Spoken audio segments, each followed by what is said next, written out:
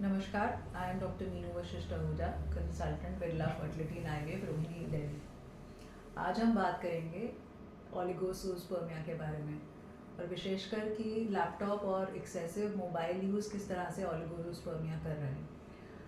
तो जब मेल्स में सीमन एनालिसिस पे 16 मिलियन पर ml के काउंट से कम आता है तो इसको ओलिगोजूस्पर्मिया टर्म करते हैं। ओलिगोजूस्पर्मिया किस तरह से हो रहा है लैपटॉप और मोबाइल के यूज़ से? इन इक्विपमेंट से एक्सेसिव इलेक्ट्रोमैग्नेटिक रेडिएशन आता है। ये रेडिएशन हीटिंग की वजह से टेस्टिस के ऊपर और स्पर्म प्रोडक्शन के ऊपर इम्पैक्ट करता है। इसके अलावा रिएक्टिव ऑक्सीजन स्पीशीज़ भी प्रोड्यूस होती हैं इन गैजेट्स की वजह से, और इससे डीएनए डैमेज होता है स्पर्म्स में। एक और कारण कहते हैं कि जो प्रोटीन का स्ट्रक्चर है जो स्पर्म्स का, उसके ऊपर भी ये गैजेट्स इम्पैक्ट करते हैं। तो इससे समझ में आता है कि इन गैजेट्स का यूज़ बहुत सोच समझ के करना चाहिए मेल्स को। इसके अलावा ओलिगोजूस्पर्मिया के और भी कारण बन सकते हैं, जैसे कि हार्मोनल रीजंस हुए, जेनेटिक रीजंस हुए। जेनेटिक रीजंस रेयर होते हैं। ऑब्स्ट्रक्शन बनता है कारण, कभी कभी किसी इन्फेक्शन ट्रॉमा के कारण डक्टल सिस्टम जो मेल रिप्रोडक्टिव ट्रैक्ट का है उसमें ब्लॉक आ जाता है और स्पर्म्स का काउंट कम हो जाता है। वैरिकोसील होना या फिर अनडिसेंडेड टेस्टिस होना, ये भी कारण बन जाते हैं ओलिगोजूस्पर्मिया में। इसके अलावा यदि पुरुष स्मोक करें या ड्रिंक करें या कोई भी एडिक्टिव ड्रग्स का इस्तेमाल करें, उनका वेट अधिक हो, ओबेसिटी के कारण भी उनके स्पर्म का काउंट गिर सकता है। तो हम जब पेशेंट्स हमारे पास आते हैं क्लिनिक में और हम उनका सीमन एनालिसिस देखते हैं, तो किस तरह से हम उनको गाइड करते हैं ये जानिए आज। सबसे पहले हिस्ट्री द्वारा हम ये पता करते हैं कि उनकी लाइफस्टाइल कितनी स्ट्रेसफुल है, उनके क्या कारण हैं जो कंट्रीब्यूट कर रहे हैं फॉर दी ओलिगोजूस्पर्मिया, कि उनकी पर्सनल हैबिट्स कैसी हैं, उनका वर्क लाइफ स्ट्रेस कैसा है, उनकी जो है कोई रेक्टाइल डिसफंक्शन की हिस्ट्री, रिड्यूस लिबिडो की हिस्ट्री तो नहीं है, कोई लोकल पेन स्वेलिंग तो नहीं कह रहे हैं। तो ये सारे हिस्ट्री से और साइन सिम्टम से हम एक डायग्नोसिस बनाते हैं।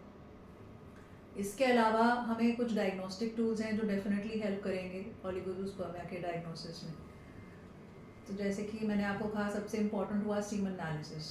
तो सबसे आपको सीमन एनालिसिस कम से कम 2 बार कराना होगा, उसके बाद ही आप पेशेंट को फाइनल डायग्नोसिस दें। हार्मोनल इवैल्यूएशन में FSH, LH, testosterone, prolactin, thyroid जैसे टेस्ट करने होंगे। यदि जेनेटिक इवैल्यूएशन करना हुआ, किसी कारण आपको लगे कि बहुत लो स्पर्म काउंट है, लेस देन 5 मिलियन है, तो उसमें कराएं।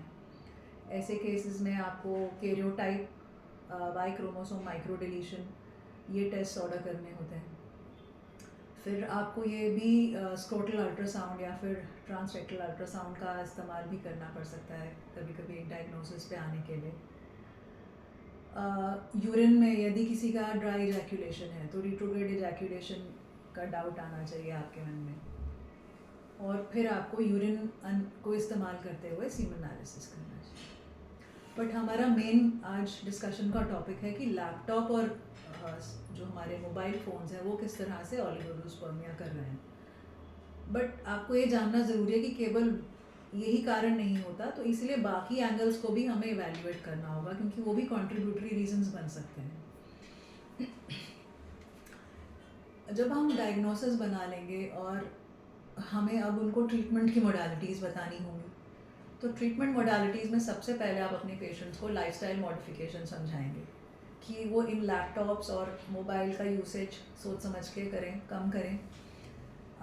मोबाइल फ़ोन्स को अपनी लोअर ट्राउज़र पॉकेट में ना रखें। जनरली एक हेल्दी लाइफस्टाइल व्यतीत करें, अच्छा वेल बैलेंस डाइट खाएं, एक्सरसाइज करें। कुछ एंटीऑक्सीडेंट मेडिकेशंस पे डालना होगा हमें हमारे पेशेंट्स को। यदि इन पेशेंट्स में, इन पुरुषों में माइल्ड टू मॉडरेट ओलिगोजूस्पर्मिया होगा तो इनको हम आईयूआई द्वारा भी मदद कर सकते हैं। बट अगर इनका ओलिगोजूस्पर्मिया बहुत सिवियर है तो इनको हमें आईवीएफ कि एक स्पेशल टेक्निक होती है इक्सी, उसके द्वारा मदद करना होगा। ये मेनली मेल इनफर्टिलिटी के लिए ही इंडिकेटेड है। कभी कभी कई मेल्स को हमें सर्जिकल स्पर्म रिट्रीवल की टेक्निक्स भी सजेस्ट करनी पड़ती हैं, जैसे कि टीसा या माइक्रो टीसे।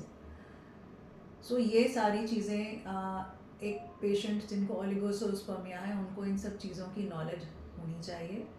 जब वो इन सिम्टम्स या ऐसा सीमन एनालिसिस लेकर के आए या उनको डायग्नोसिस समझ में आए तो जल्द से ही वह अपने इनफर्टिलिटी स्पेशलिस्ट को मिलें और ट्रीटमेंट सीख करें।